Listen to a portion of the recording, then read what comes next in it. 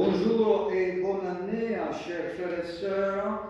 Bonne année 2026. J'espère que vous avez bien profité des moments de repos. Et aujourd'hui, nous nous rassemblons pour ce premier culte 2026. Nous ne ferons pas toute la liturgie de la confession du péché, mais à la place, nous allons lire 3 prières du livre des prières, et c'est des prières pour le mois de janvier. Je vous invite à vous lever pour un moment de recueillement. Au nom du Père, du Fils, du Saint-Esprit, un seul Dieu béni éternellement. Amen. Je vous invite à chanter le premier spontané, chantons l'Esprit de lumière. Alors, les numéros sont indiqués arc-en-ciel, donc je vais vous donner les numéros. Mais nous avons les paroles. C'est le 4108. Vous avez les paroles, mais la musique, c'est dans le 4108.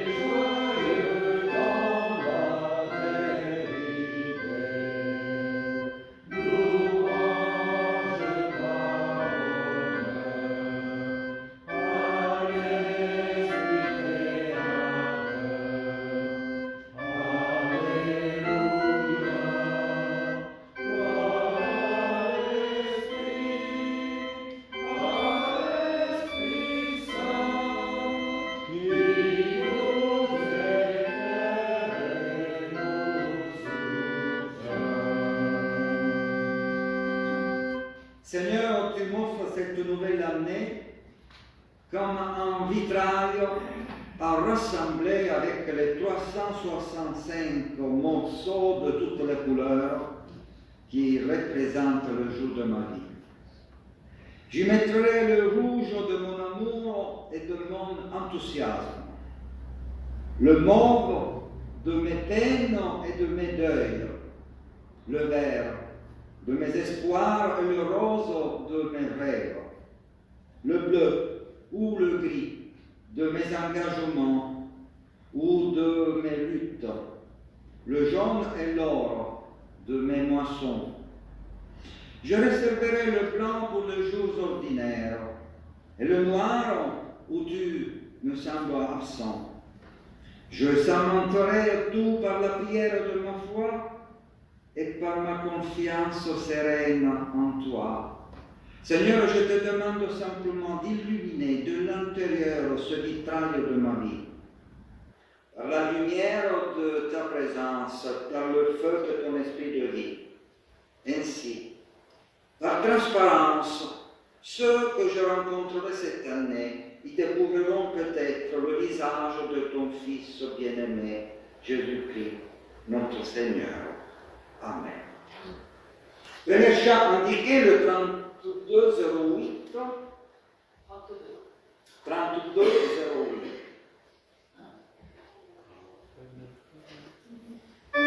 Sa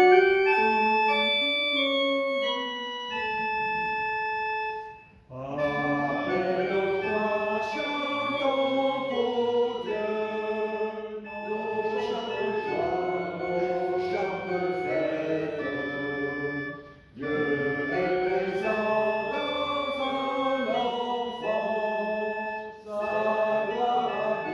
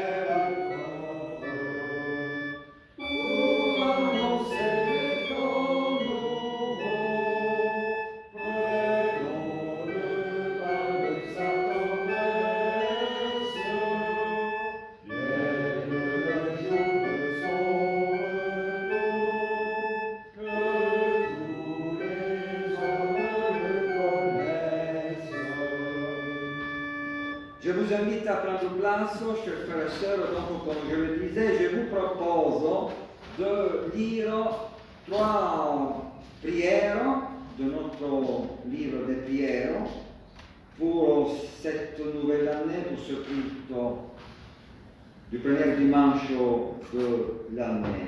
Et donc j'invite ici, merci,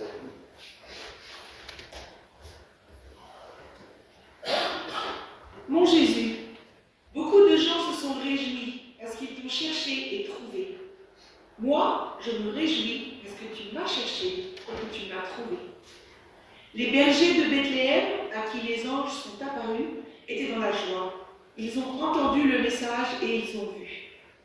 Mais je suis plus joyeux que les bergers, parce que j'ai entendu l'évangile de ta propre bouche et non de celle des anges. Tu as dit, viens à moi, je vais alléger ton fardeau. Voilà pourquoi je suis plus joyeux que les bergers de Bethléem. Les mages d'Orient, ils ont vu l'étoile, ils étaient heureux.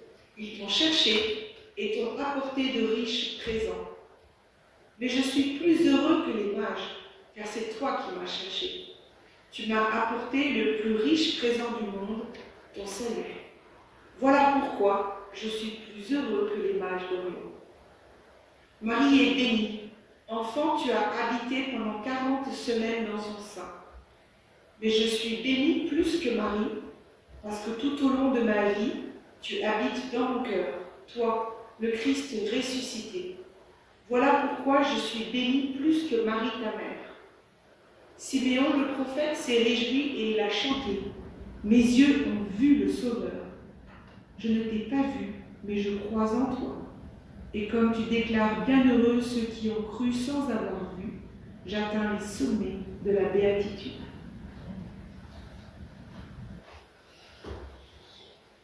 Et avec cette belle exhortation à ouvrir notre cœur à la joie du Seigneur pour tous ses bienfaits, nous chantons donc le spontané « Oh, parle-moi, Seigneur, dans cette cœur. » Écoute.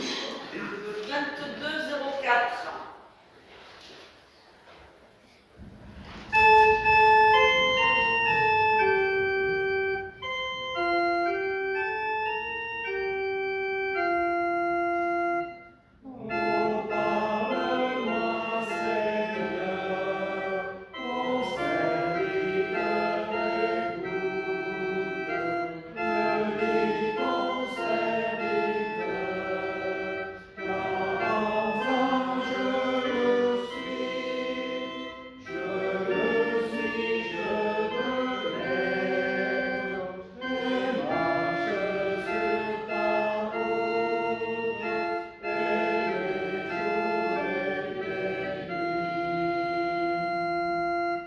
Deuxième prière, Chantal.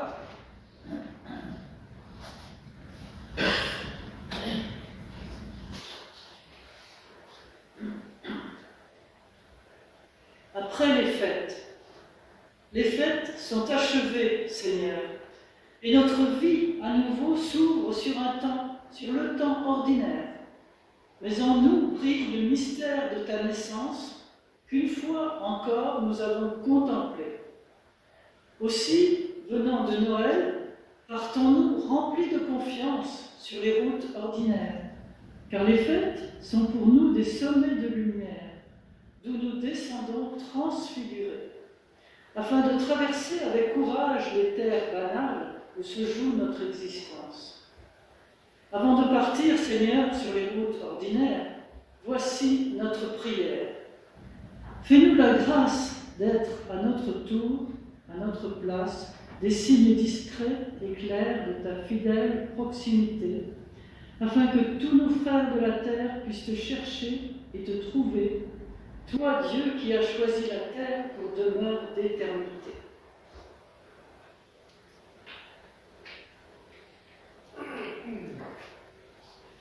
Nous ne chantons pas, Seigneur, du fond de ma misère, mais tournez les yeux vers le Seigneur et rayonnez de joie. Je vous invite à vous lever.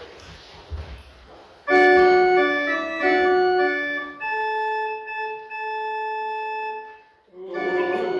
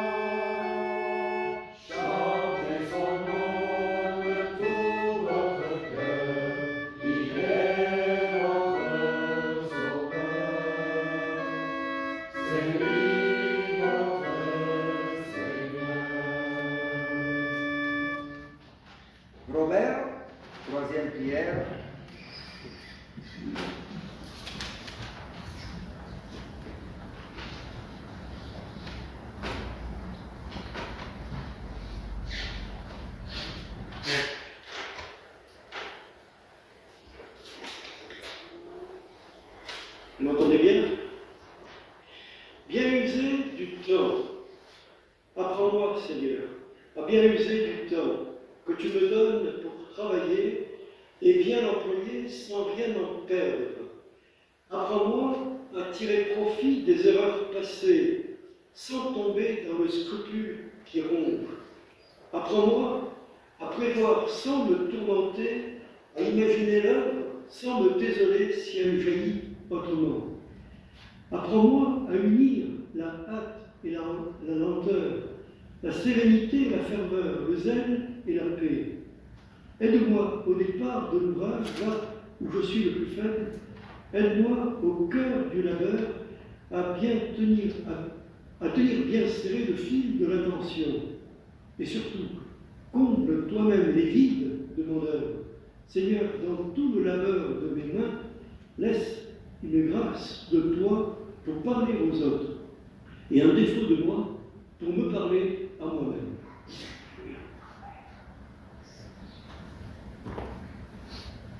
Et nous voulons maintenant lire le texte proposé pour aujourd'hui. C'est un classique du mois de janvier, c'est un grand classique, vous allez le voir.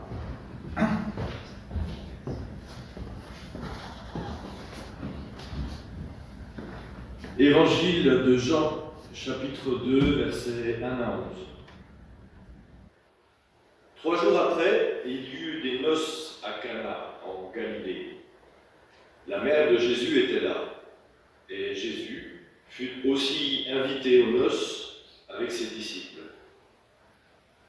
Le vin ayant manqué, la mère de Jésus lui dit « Ils n'ont plus de vin. » Jésus lui répondit « Femme, qu'y a-t-il entre moi et toi? Mon heure n'est pas encore venue. » Sa mère dit au serviteur « Faites ce qu'il vous dira. » Or, il y avait là 6 vases de pierre destinés aux purifications des Juifs et contenant chacun 2 ou 3 mesures. De mémoire, c'est 600 litres à peu près. Jésus leur dit « Remplissez d'eau ces vases. » Et ils les remplirent jusqu'au bord.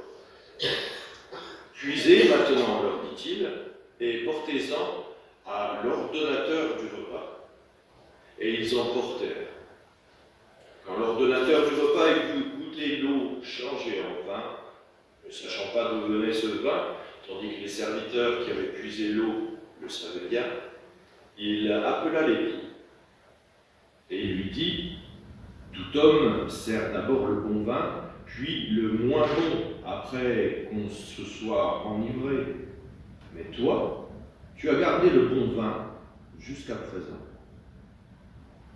Tel fut, à Cana, en Galilée, le premier des miracles que fit Jésus. Il manifesta sa gloire, et ses disciples crurent en lui.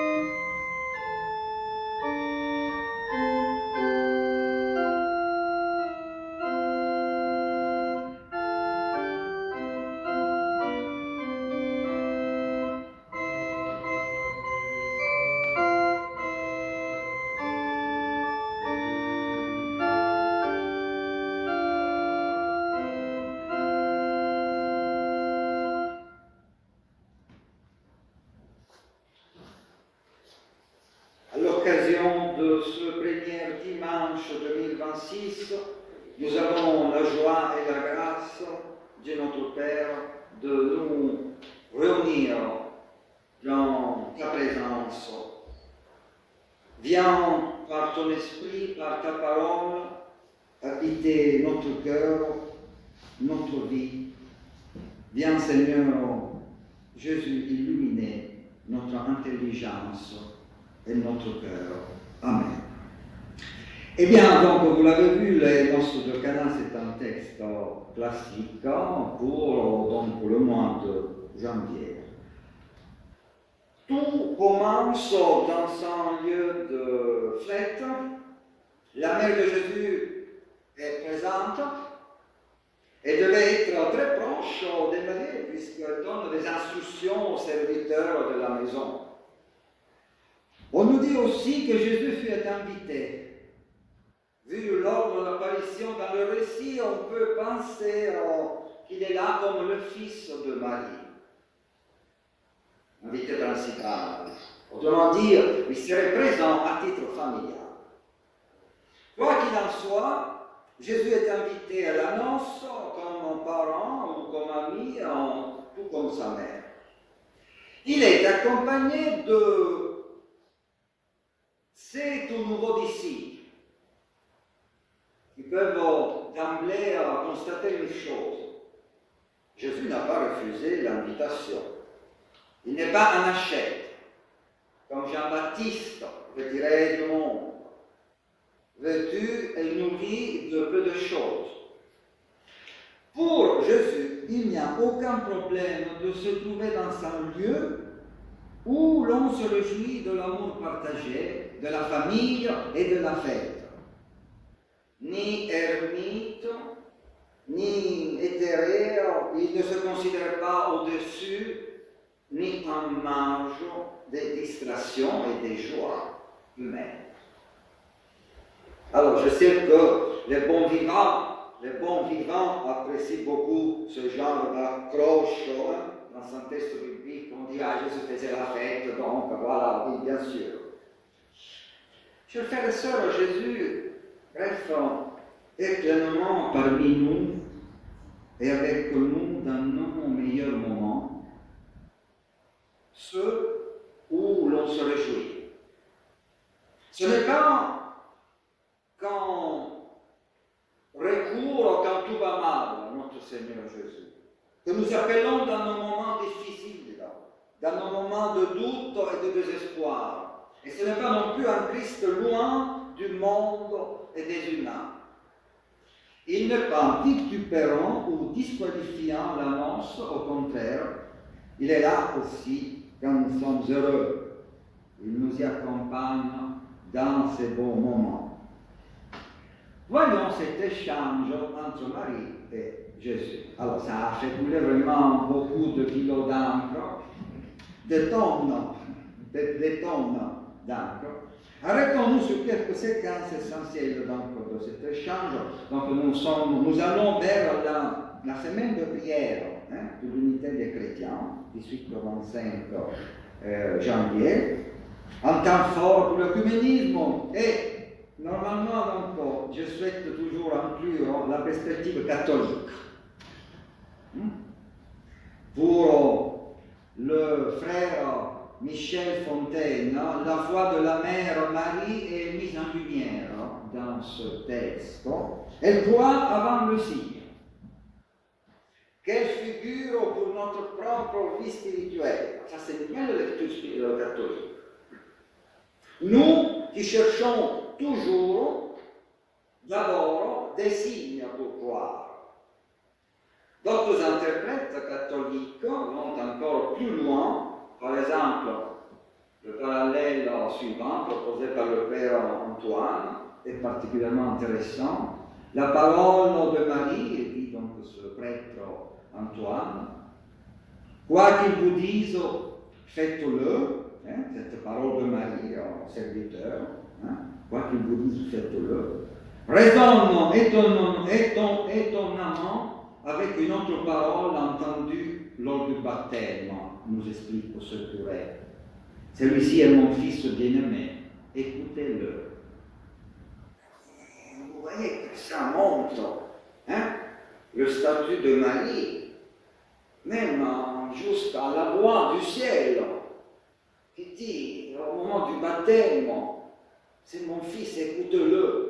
Et Marie dit justement, notre ami le prêtre Antoine, regardez cette parole de Marie, quoi qu'il vous dise, faites-le. C'est vraiment une lecture très catholique qui élève Marie à une voix presque du ciel, comme c'était à l'occasion du baptême. Ainsi, il y aurait une double épiphanie, donc. L'une au baptême, révélée par Dieu, et l'autre à Cana, révélée par sa mère, qui proclame également, quoi qu'il vous dise, faites-le. Voyons un peu le point de vue d'un pauvre protestant tel que je suis. Marie s'inquiète du manque de vin et en informe Jésus. Une question se pose ici. Pourquoi s'adresse à Jésus à ce sujet? Parle-t-elle à son Fils ou au Christ? Ça, c'est la question. Peut-être que réellement proche des mariés, on dit que peut-être c'était la tante, dans le haut de l'époux de la mariée. Marie signale à son fils le manque de vin pour trouver donc une solution pratique, terre à terre. Parce que quand même Jésus était venu avec ses disciples. Et ils sont 13 bosses. Et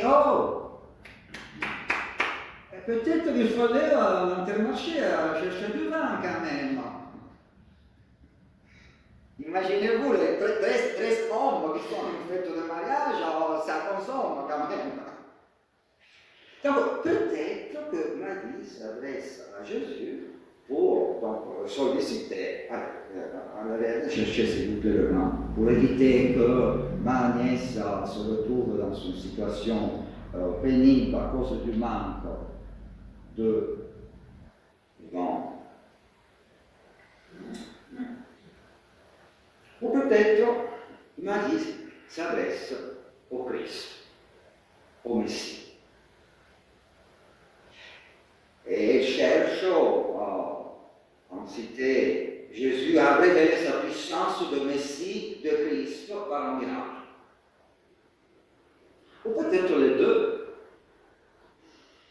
Quoi qu'il en soit, peu importe l'intention réelle de Marie, son interpellation demeure finalement un peu, je ne veux pas dire ambiguë, mais c'est pas clair l'intention qu'il avait là derrière. La réponse de Jésus dissipe l'ambiguïté, mais elle reste néanmoins très sèche.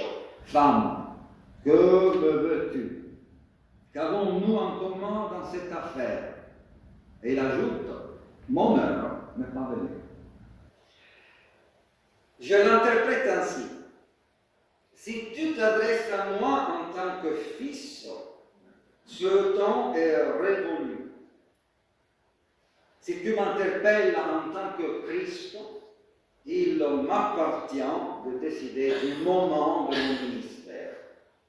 En d'autres termes, dans tous les cas, il repousse Marie et sa prière, qui n'est ni claire ni légitime. Quelqu'un dit, le Christ est de toute façon au-delà de nous, qui ne pouvons ni revendiquer une proximité particulière avec lui, ni lui imposer une vision de son ministère. Ni vexé, ni débité, Marie choisit une troisième voie en s'adressant aux autres. Faites tout ce qu'il vous dira. Pour le pasteur Vincent, je ne connais pas le nom de famille, j'ai vu sur internet qu'il s'appelait Vincent, c'est une marque de foi, de confiance et d'écoute, sans se laisser entraver par son affaire. Quant à Jésus, il pourrait en rester là sur sa fin de non-recevoir, mais finalement, il prononce une parole qui invite à agir. Remplissez l'eau, c'est Jean. Pour souligner combien Jésus répond au-delà des besoins, il faut avoir en tête les quantités en jeu. Fabien l'a dit durant la lecture. En tout, 600 litres. 100 litres par jarre. Chaque jarre contient environ 100 litres. Au total, alors que la soirée est probablement bien avancée, la fête se retrouve avec plus de 600 litres de vin. De quoi combler bien au-delà des convives le besoin de partager ensemble et de stupéfier le maître de cérémonie. Ce grand niveau, que l'on peut comprendre comme le message nouveau du Christ, trouve sa source dans des genres destinés au rite de purification des Juifs. Donc à la fois continuité des genres juifs pour la purification et dépassement du Premier Testament. Continuité car ce vin nouveau est contenu dans ces genres prévus pour permettre aux Juifs de respecter scrupuleusement la loi et de se rendre purs devant Dieu. D'une certaine manière, ce vin nouveau accomplit le même office. Il s'inscrit dans la continuité de la relation à Dieu, mais il marque aussi un dépassement, car il s'agit désormais d'un usage nouveau de ces genres.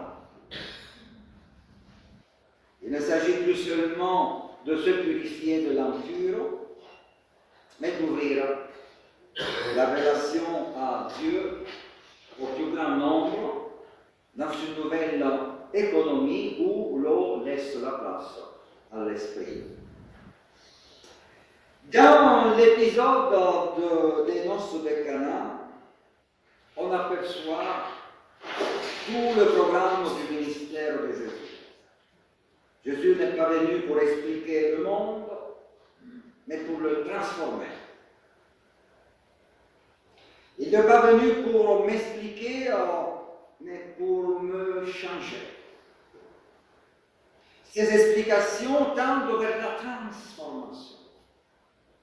Et Cana, qui est un épisode de transformation, de changement, en est l'image, l'exemple.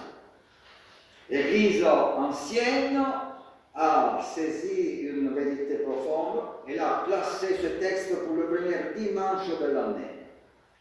Martin Luther prêchait sur ce passage lors du deuxième dimanche après l'Épiphanie. Jean, lui aussi, place cet épisode au début de son évangile. Voici la nouvelle année. Voici celui qui peut véritablement te transformer ton Église et ta société.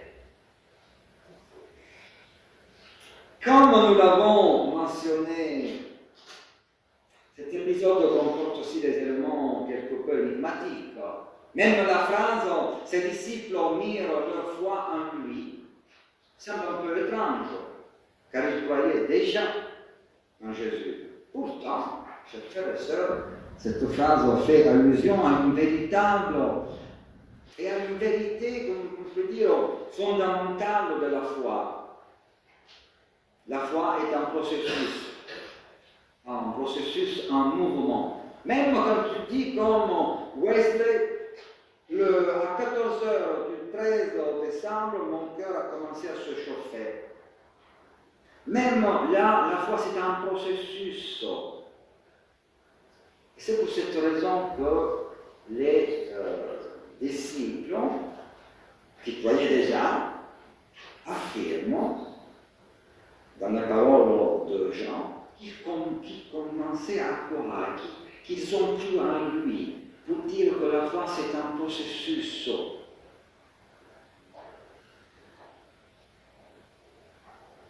On ne croit pas 100% tout de suite dans ce coup. Il me semble, il existe une enfance de la foi et une maturité de la foi. C'est là où on parle sur le plan théologique de la sanctification. Si nous pensons à la réponse, donc c'est une invitation à prendre au sérieux la parole des disciples, augmente notre foi, Seigneur. Croître, n'est jamais arrivé. Jamais. Si nous pensons à la réponse de Marie, faites tout ce qu'il vous dira.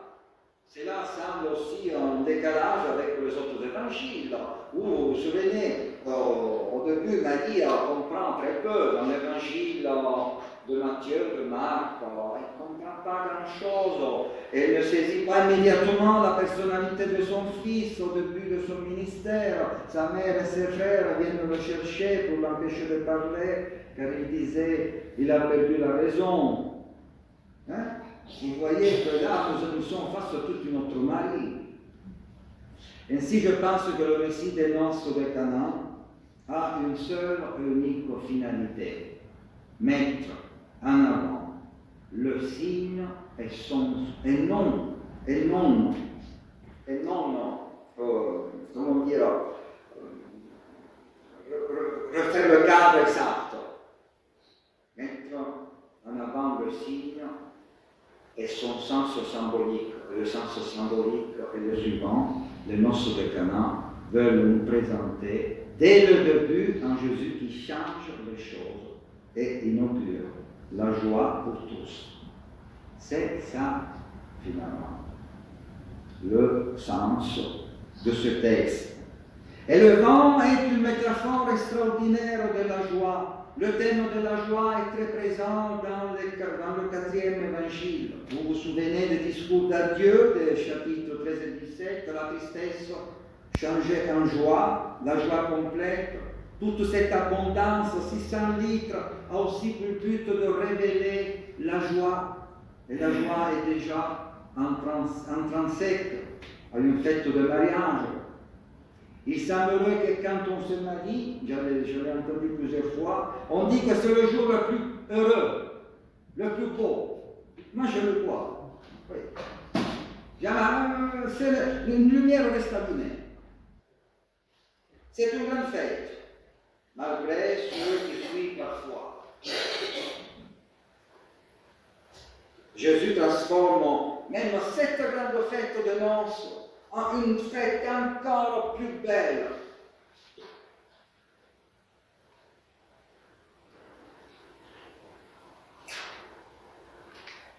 Attendez que je me souvienne.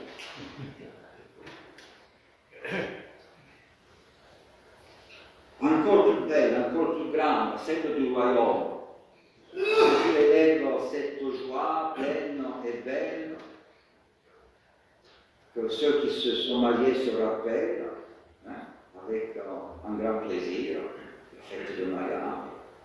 Eh bien, Jésus la transforme en une joie encore plus immense, celle du royaume. N'oublions pas que le vin est de surcroît la boisson du royaume. Et pour conclure, disons encore un mot sur cette image du vin meilleur réservé pour la femme. Vous vous souvenez que donc, au bout d'un moment, le chef de la table dit à Jésus: tu as servi le bon vin à la fin. Normalement, on fait le contraire. Dit le chef de la table.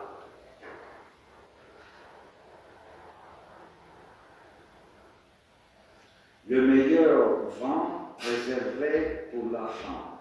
Pourquoi cette image? Parce que Jésus est le dernier. Jésus est le dernier. C'est-à-dire qu'il est là, la nouveauté finale, après laquelle il n'y en aura plus d'autres. Et ils osaient beaucoup faire des affirmations fortes.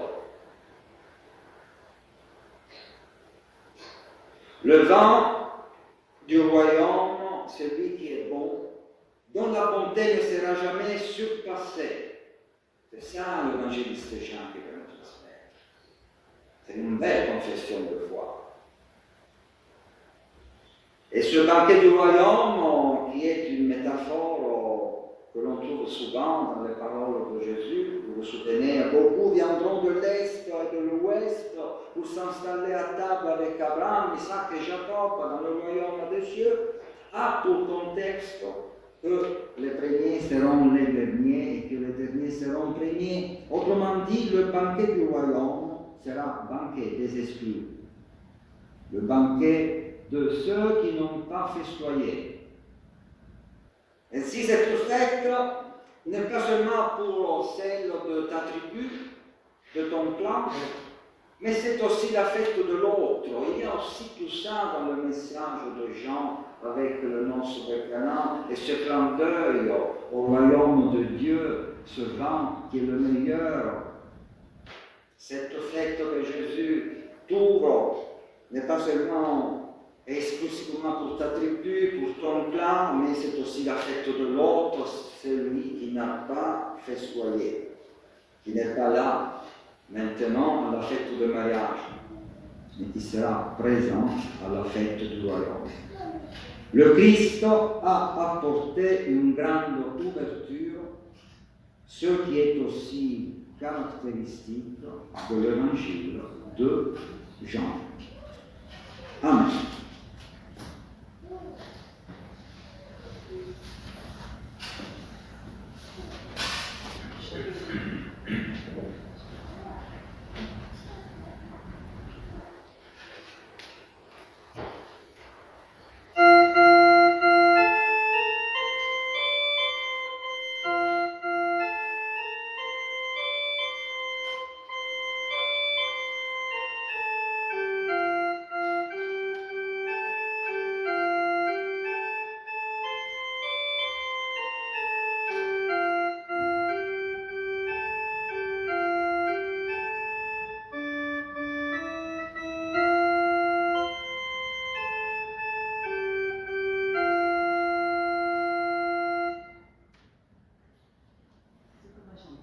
Et nous chantons le deuxième indiqué 32-01.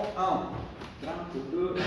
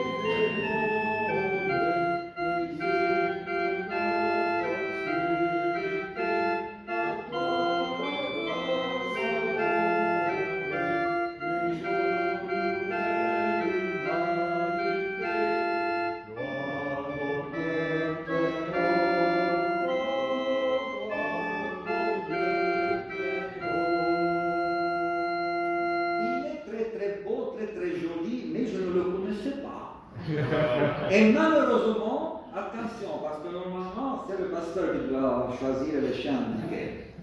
Je suis resté coincé à Turin. Non. Si. Je suis resté coincé à Turin. Et donc, je suis arrivé trop tard, je n'avais pas de lumière, et j'ai demandé à notre organiste de choisir les chants indiqués, ce qu'il a fait d'une manière extraordinaire. Bien, alors, chers frères et sœurs, je vous propose maintenant de reprendre passo et avant la célébration de la scène, nous avons un moment d'annonce et d'offrande.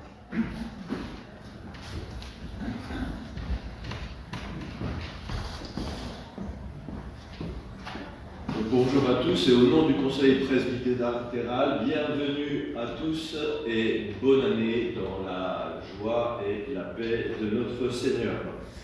Ce mercredi, nous aurons un CP, un Conseil presbytéral à la Salargesse. Le dimanche 11 du dimanche prochain, le culte aura lieu ici à 10h. L'après-midi sera organisé un concert des Amis de la Chapelle avec Fabien Parisetto au piano et Hugues de Gilles au violon à la Chapelle Ville. À l'alto. À l'alto. C'est un peu plus gros que le violon, c'est ça? Voilà. Et un peu plus Je bas. vous conseille de regarder le kiosque dans les magasins à Grasse, vous avez le kiosque, et vous avez le programme de tous nos concerts des Amis de la Chapelle pour l'année. Voilà, et sinon, donc, vous pouvez également visiter le site internet des Amis de la Chapelle. Chapellevictoria.org. Voilà, chapellevictoria.org. .fr ou .org? .fr. C'est marqué .fr? Super. En tout cas, donc, vous pouvez aussi regarder notre bulletin. Il y a encore le calendrier de janvier et de février. Et donc, le dimanche 11, après le culte à 10h, le concert à 17h. Le vendredi 16, en partenariat avec nos frères de Vence, se déroulera une soirée poésie et foi à la chapelle Matisse de Vence, de 19h30 à 21h. Ce serait peut-être pour vous l'occasion de découvrir ou redécouvrir la chapelle Matisse de Vence, qui est un endroit assez exceptionnel, orné de plusieurs peintures, vitraux et peintures aussi, je crois. Le peintre Matisse. Voilà. Et à partir du samedi 17 débutera la semaine de prière pour l'unité des chrétiens. Je pense qu'il y aura des manifestations particulières qui ne sont pour l'instant pas répertoriées, mais Avant, il y aura la cérémonie œcuménique officielle à la cathédrale le 23. voilà, donc vous tenir informé de plus près auprès de Stéphano éventuellement. Le dimanche 18, culte ici à Grasse à 10h avec célébration de la scène. Nos partages bibliques du jeudi évidemment reprennent, le jeudi 22 à la Salargesse de 14h30 à 16h avec Stéphano sur les épîtres de Paul. Le vendredi 23, justement une célébration écuménique à la cathédrale de la Nativité de Vence de 19h30 à 20h30. Ensuite le samedi 24, donc vous savez que les trois premiers dimanches, les trois premiers week-ends des cultes ici à Grasse ont lieu le dimanche. Et ensuite, c'est le samedi à 18h, et donc le samedi 24, culte alpha, parcours alpha jeune, à 18h, avec également l'école biblique à 18h15. On peut pousser jusqu'au bout du mois, jusqu'au lendemain, puisque le dimanche 25 janvier, il y aura un concert caritatif au profit d'aider avec Artemisia. C'est un ensemble vocal, donc à la chapelle Victoria, ici à 17h, il y a une petite affiche. Et de toute façon, vous pouvez, il y a encore quelques exemplaires de notre bulletin à la sortie près des cantiques, donc voilà pour les préciser. Nous allons célébrer la Sainte Seine. Pour des questions d'hygiène, évidemment, nous avons des gobelets individuels. Aujourd'hui, la coupe également sera pleine, et si quelqu'un veut boire à la coupe, alors évidemment, prenant ses responsabilités, cela est tout à fait possible. D'autres annonces? Merci Stéphano, merci Pierrette. Encore une fois, bonne année à tous.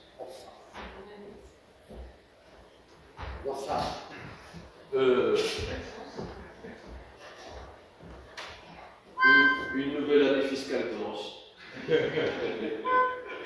Vous savez que vos dons sont déductibles des impôts et que vos dons sont la seule façon pour l'Église de se financer, de financer le chauffage, de financer le salaire, hein, de financer le pain, même si la plupart du temps ils sont offerts. Et quoi d'autre encore? L'éclairage, les gaz, enfin, toutes choses en fait qui nous permettent voilà, de vous accueillir semaine après semaine et dans toutes nos activités. Merci à vous. Je n'ai pas sorti les paniers.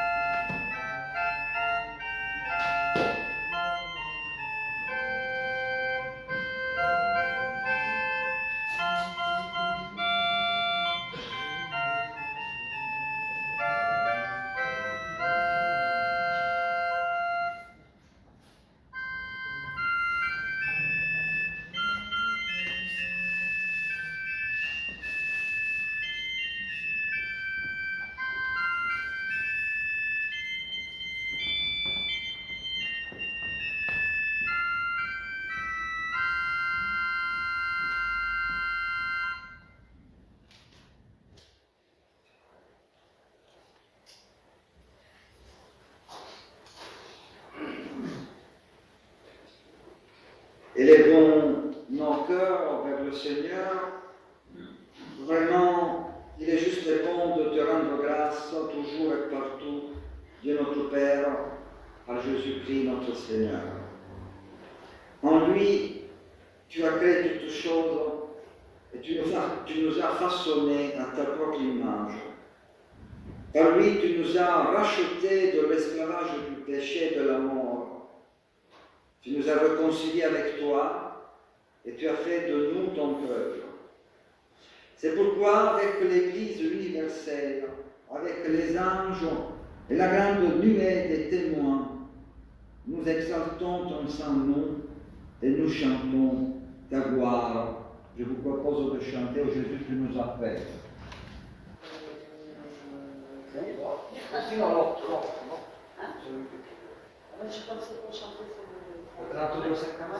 Le 32-57.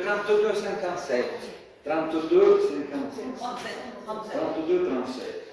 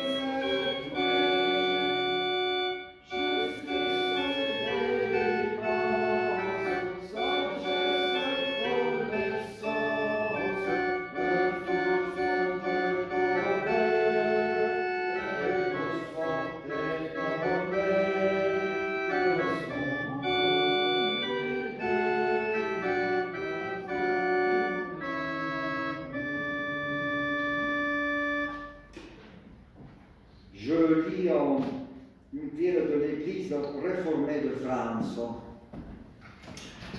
Però je te prie pour la paix, une paix fondée sur l'amour en Christ. Je te prie pour que naisse en moi l'espérance, une espérance qui jaillisse de la résurrection. Je te prie pour recevoir le courage de demeurer fidèle jusqu'au bout, le courage de demeurer ferme quand le mal paraît triompher et que les combats pour la vérité semblent perdus. Le courage de rebâtir quand tout s'écroule autour de moi. Je te prie pour recevoir le courage d'appartenir à un peuple pèlerin en route vers l'inconnu. Assurer que le chemin n'est pas caché pour toi. Le courage d'être du corps du Christ, de sorte que ceux qui souffrent connaissent par nous la tendresse du Seigneur. Et nous voulons poursuivre ce temps de la liturgie de la scène avec la lecture de l'institution.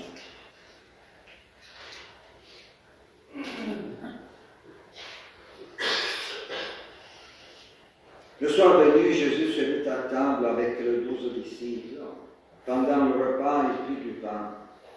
Après avoir rendu grâce, il le rompit et le leur donna en disant: Prenez, mangez, ceci est mon corps. Ayant aussi pris la coupe et rendu grâce, il la leur donna en disant: Buvez-en tous, car ceci est mon sang, le sang de l'alliance qui est répandu pour beaucoup, pour la rémission des péchés. Je vous l'ai dit, désormais je ne boirai plus de ce fruit de la vigne jusqu'au jour où je le boirai nouveau avec vous dans le royaume de mon Père.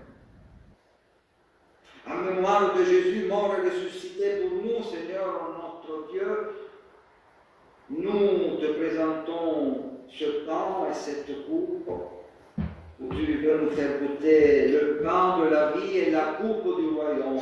Et nous te rendons grâce de nous avoir appelés tels que nous sommes à ton service. Ton esprit seul donne la vie, que par son souffle nous ayons communion au corps et au sang de ton Fils. Et par la puissance de ton esprit, donne-nous, Seigneur, dans ce pain et dans ce vin, communion au corps et au sang de ton Christ Jésus. Que sa vie devienne la nôtre, que son amour devienne le nôtre. Qu'en lui nous puissions aimer d'un amour véritable, d'un amour plus fort que la mort. Cette mort qu'il a vaincue en se donnant pour nous.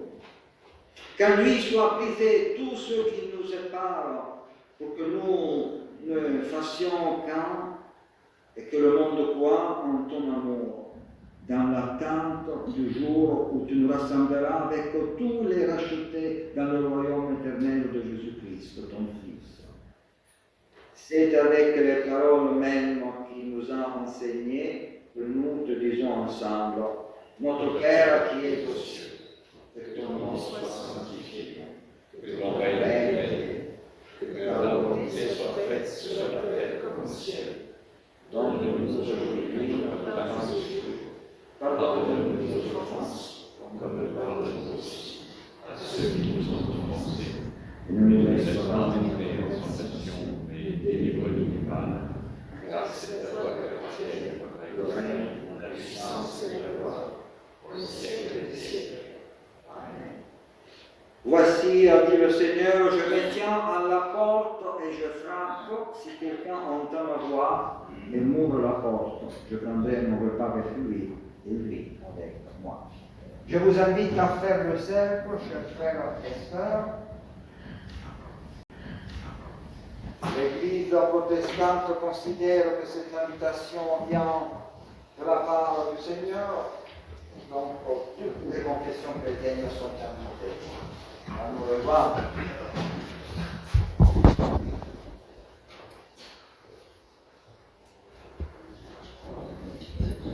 Attendons que tout le monde soit servi avant de manger le pain, mais pour le pain.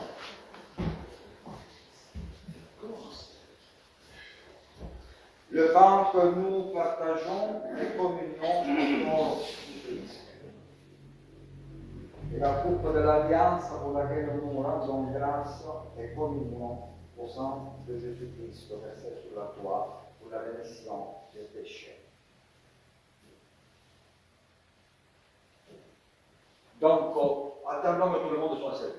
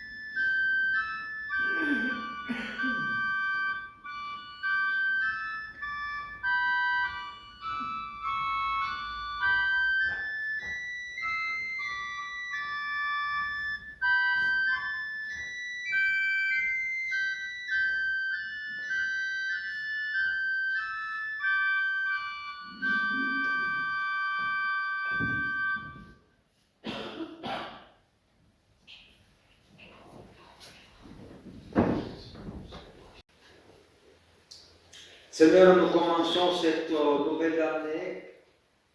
Nous regardons toutes les nouvelles qui arrivent du monde entier.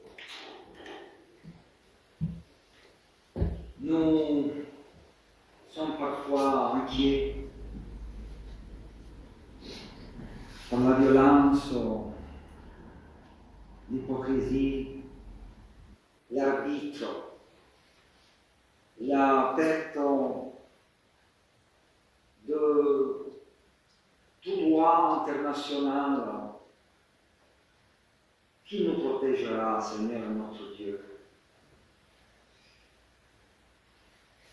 En ce moment de communion, nous te demandons que toute l'Église, tout le peuple de Dieu, soit unis d'un seul cœur pour chercher la paix, la réconciliation, pour chercher une lumière dans les jours et les mois à venir. Cette lumière qui brille dans les ténèbres et que tu offres à chaque être humain, toi qui es le ressuscité, Jésus notre frère aimé. Et alors, malgré toutes les difficultés, malgré tous les mensonges, malgré toutes les narrations, malgré toutes choses, nous voulons te dire, oui Seigneur, nous voici. Nous voulons être à ton service. Nous voulons être à la bonne odeur du Christ.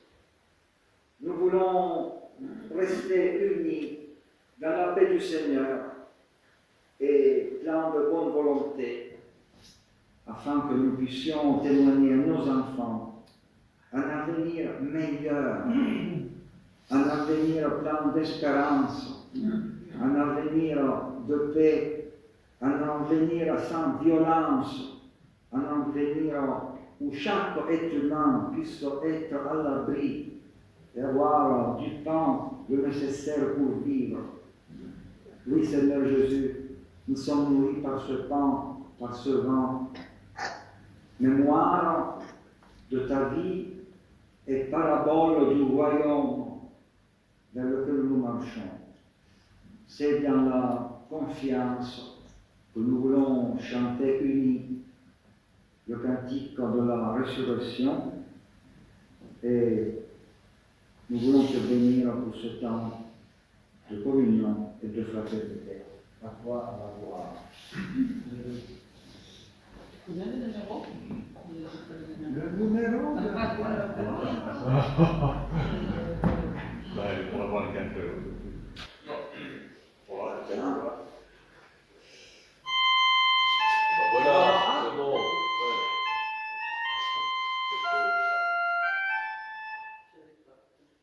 À toi la gloire. 34, 18. Ça va être l'ancienne. Ah. 34, 18. C'est pas le moment. Ah oui, parce que c'est beaucoup plus bas.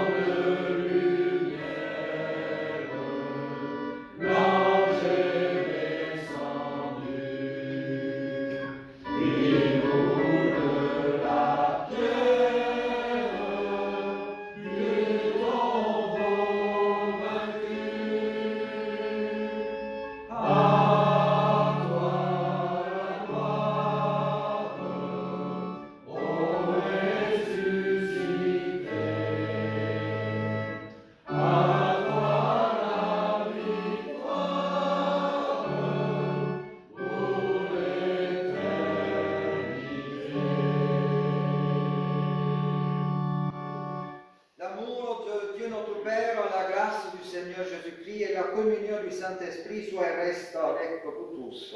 Amen. Bon dimanche et bonne année 2016.